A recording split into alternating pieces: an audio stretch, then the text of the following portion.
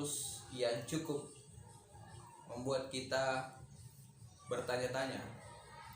Beberapa hari yang lalu ketika kasus penembakan 6 orang anggota FPI di jalan tol, dan ketika mereka akan dimakamkan, salah satu orang yang dianggap tokoh bagi mereka yaitu Haikal Hasan. Orang lebih familiar memanggil beliau dengan Babe Hasan, Babe Haikal Hasan. Pada saat memberikan sambutan, Babe Haikal Hasan ini berstatement dan memberikan argumentasi kepada seluruh yang hadir saat itu,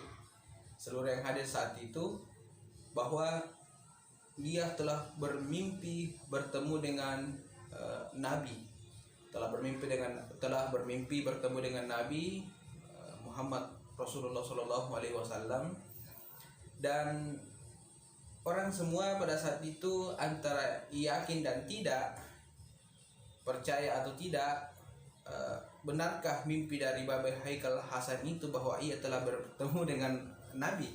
Pertanyaan yang cukup eksistensial sebenarnya ketika itu diajukan kepada publik mengenai keabsahan, kebenaran, dan keotentikan mimpi itu, benar atau tidak. Nah, sabar-sabar dari mimpi Babe Haikal Hasan ini menjadi kontroversi di publik. Kita pun bahkan kelompok-kelompok muslim yang bahkan levelnya sudah kaliber ulama misalnya bertanya kembali, benar tidak itu, atau itu hanya mengada-ada, atau memang sengaja dia membuat sebuah narasi seperti itu agar publik kagum, agar publik betul-betul merasa terbangkitkan kembali sisi-sisi religiositasnya. Orang bertanya tentang itu, benarkah mimpi dari Babe Haikal Hasan itu? Statement yang kontroversial ini, teman-teman,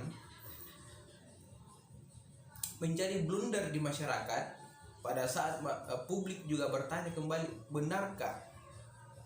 Dan apa jawaban yang paling absa yang harus dilontarkan kembali oleh Babe Haikal ketika dia berkata, saya telah bermimpi Rasulullah, seandainya saya tidak ini, saya mau mengemukakan bahwa saya telah bertemu Rasulullah malam harinya. Nah, teman-teman, benar, kita juga tidak bisa mengatakan mimpi itu tidak benar, dan kita juga tidak bisa sepenuhnya meyakini bahwa benar itu Babe Haikal bertemu dengan seorang Rasul Nabi Muhammad SAW, karena ini adalah peristiwa batin, religious experience. Orang dalam perjalanan hidupnya, setiap orang punya pengalaman keagamaan, punya pengalaman religius yang masing-masing hanya diketahui oleh individu tersebut.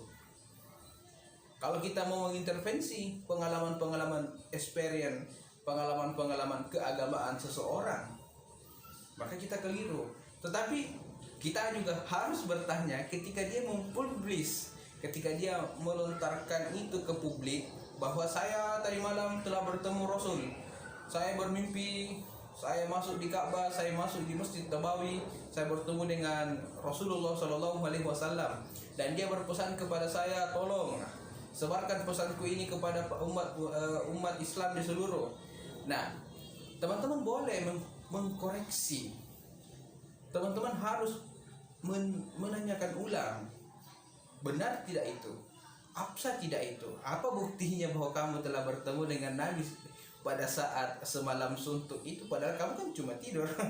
Nah, benar, saya dalam beberapa pandangan psikologi sebenarnya kita harus mengaku jujur bahwa kita adalah manusia yang sangat dipengaruhi oleh konstruksi bawah sadar kita. Konstruksi bawah sadar inilah yang banyak membentuk persepsi, membentuk narasi-narasi pikiran yang ada dalam tubuh kita, dalam pikiran kita. Sehingga kita tidak lantas harus menyalahkan dan tidak pula harus membenarkan, tetapi mempercakapkan mimpi itu harus, mendiskusikan mimpi itu harus.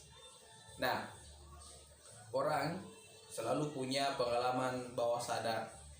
Nah, pengalaman bawah sadar itu bisa berupa penderitaan, bisa berupa kebahagiaan, bisa berupa kemarahan, bisa berupa dendam, bisa berupa ambisi-ambisi yang selama ini dia tertanam di dalam bawah sadar seseorang.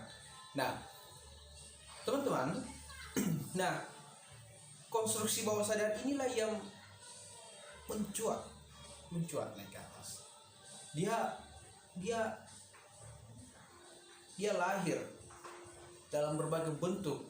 Nah, mimpi salah satunya. Ambisi bisa dilahirkan dalam berbagai macam bentuk mimpi.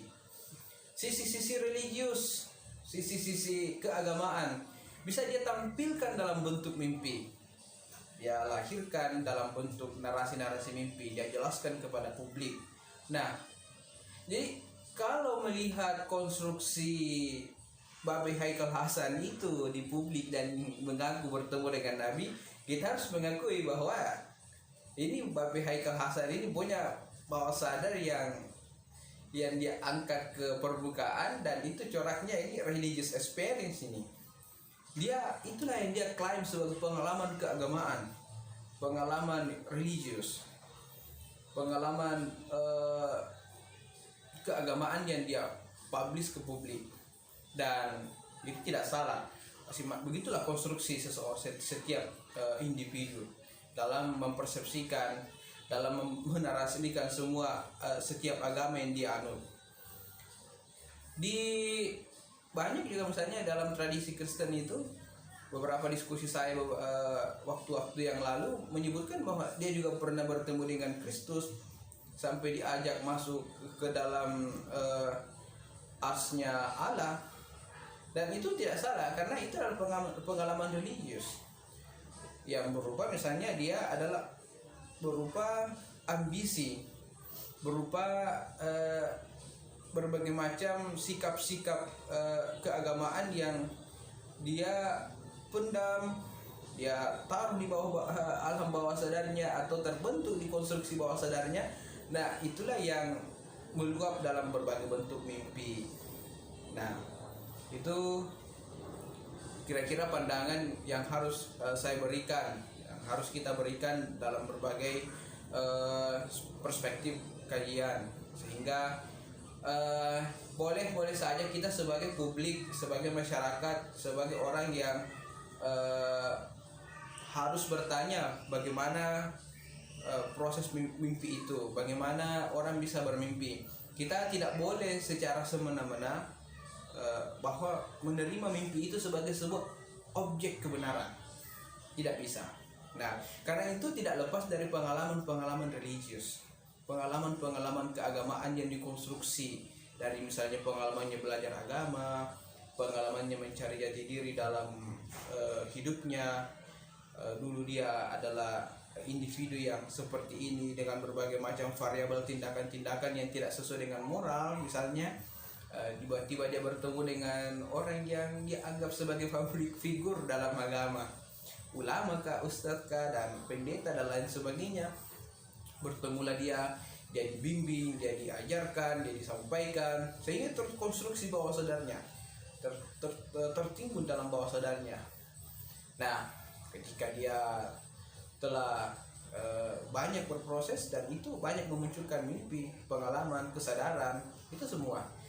Jadi setiap kita memiliki kesadaran itu, setiap kita memiliki memori bawah sadar yang menyimpan banyak pengalaman-pengalaman.